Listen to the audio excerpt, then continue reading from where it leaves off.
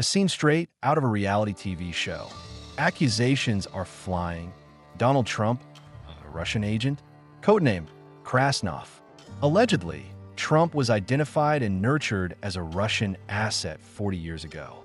And if that wasn't bizarre enough, Trump has even floated the idea of buying Gaza and Palestine, offering protection in exchange for half their resources, blackmailing nations, threatening governments, and eyeing their wealth.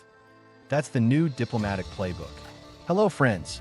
On February 28, 2025, an extraordinary meeting took place at the White House between U.S. President Donald Trump and Ukrainian President Volodymyr Zaleski. Vice President J.D. Vance was present too, along with several journalists, all cameras rolling, broadcasting the event live. The White House chefs were busy preparing food for the guests, unaware that this meeting would soon become one for the history books, a diplomatic disaster unfolding in real time. You're gambling with World War III. What started as a formal meeting erupted into a shouting match, something more suited to a reality TV brawl than high-level diplomacy.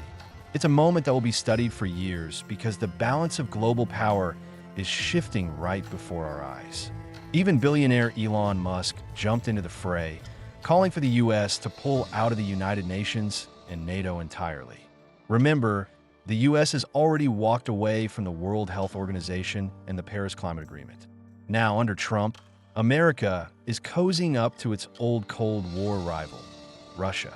The situation has become so surreal that some are openly calling Trump a Russian agent, secretly working for Putin. What does all this mean for the world? Let's break it down. On February 24th, 2022, Russia launched a full-scale invasion of Ukraine, the start of the Russia-Ukraine war. But let's be clear, this wasn't a war between equals. It was a one-sided invasion. Ukraine was forced to fight to defend its land, while Russia invaded to seize territory and resources. To cover up his true intentions, Putin spun a web of propaganda, blaming NATO expansion, falsely claiming Ukraine was run by neo-Nazis, and painting Russia as a liberator. All lies. The real motive was neo-colonialism, grabbing land, wealth, and power.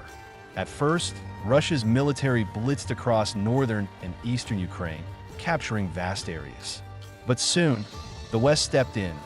The US, Europe, and their allies began imposing harsh sanctions on Russia and flooding Ukraine with weapons and aid. With Western support, Ukraine fought back fiercely and by September 2022, managed to push Russian forces back in key areas. But after that initial success, the war settled into a stalemate. The front lines have barely shifted since. 3 years later, the war continues with no end in sight. Thousands have died on both sides. Ukraine can't fully reclaim its land, and Russia can't seize more without heavy losses. America's role, then and now. For the past 3 years, the US and Europe followed a clear strategy. No direct military intervention. No troops on the ground. Support Ukraine with money, weapons, and sanctions on Russia. Stick with Ukraine until every inch of its land is liberated. But then came 2024, Trump was re-elected. And right from his campaign, he promised a radical shift. He vowed to end the Russia-Ukraine war within 24 hours of taking office. That promise set the stage for the February 28, 2025 meeting with Zaleski.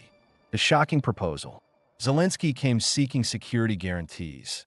If Ukraine agreed to a ceasefire, how could they be sure Russia wouldn't invade again in a few years? Trump dodged the question entirely. Instead, he made a stunning demand. Since America has been sending so much aid and so many weapons, Trump insisted that Ukraine should hand over 50% of its natural resource revenues to the U.S. Oil, gas, infrastructure, ports, everything. Trump wanted half of Ukraine's wealth as payment for American protection. Sound familiar? It's textbook colonialism, reminiscent of what the East India Company did to India. The Telegraph called it economic colonization. The Economist said Trump was demanding protection money, mafia style. Naturally, Zaleski refused. He declared he wouldn't sign any deal that would cripple Ukraine's future for generations. That's when Trump's temper flared. He publicly called Zaleski a dictator.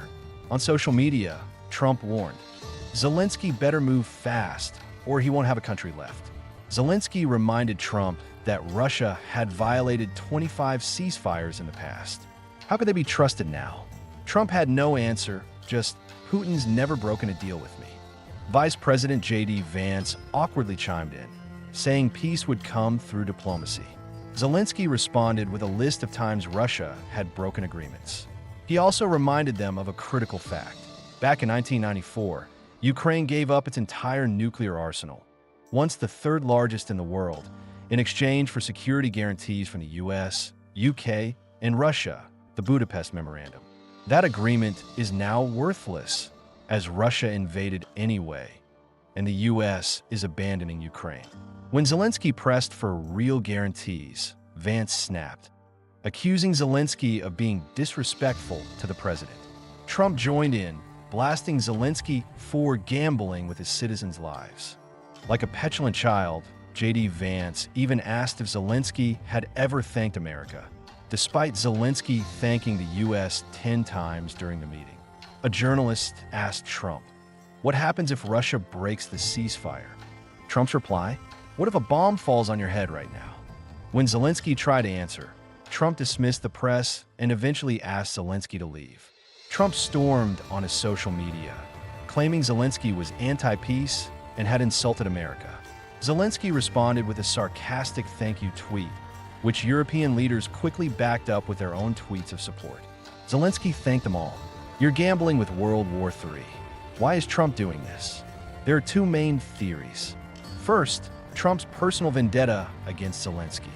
Second, Trump's long-rumored ties to Russia.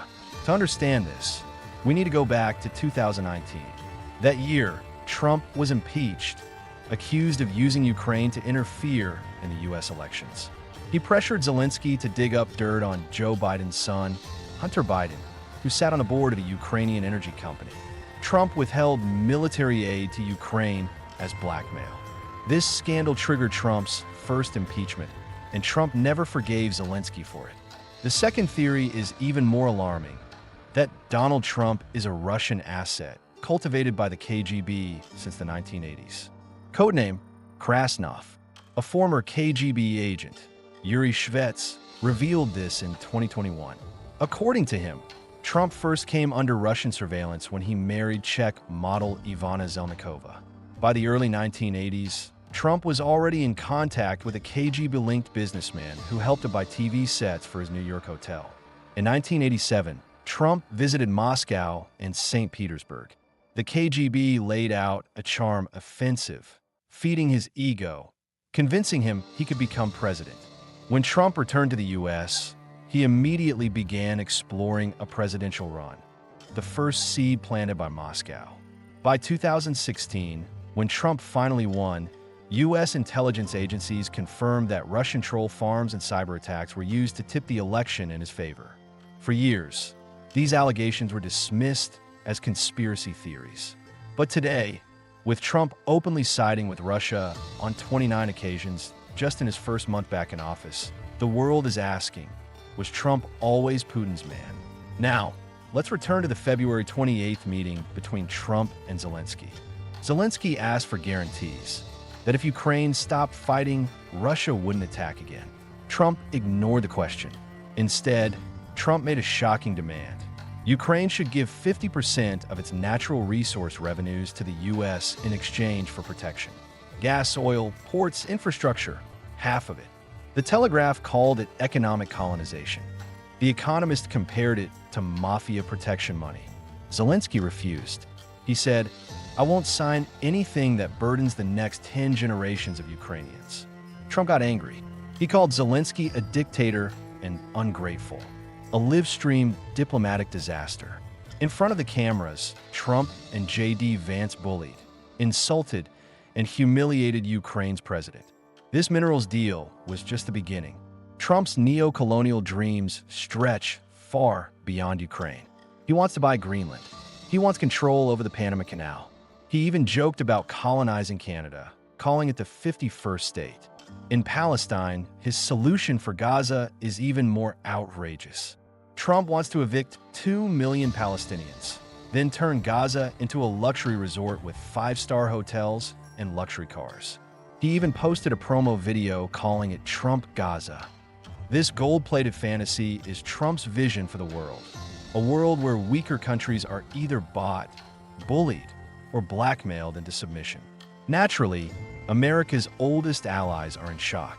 France, Germany, the UK, Canada, the European Union, they're all reevaluating their relationship with the US. For the first time, there's serious talk of creating a European army independent of NATO. Some nations are even boycotting US companies. Even American allies like India are facing Trump's threats, tariffs, blackmail over trade deals. The world has never seen a US president weaponize diplomacy like this. As America's global reputation crumbles, a vacuum of leadership is forming. Countries like India and China now have a historic opportunity to present themselves as reliable, balanced partners. India, with its history of non-alignment and strategic autonomy, could become the voice of smaller nations. This isn't just an opportunity, but a responsibility to protect smaller nations from neo-colonial exploitation and to build a new, balanced global order. Because if the world doesn't unite against Trump's bullying, we may be headed for World War III. I hope you found this analysis helpful. The link to my time management course is in the description below.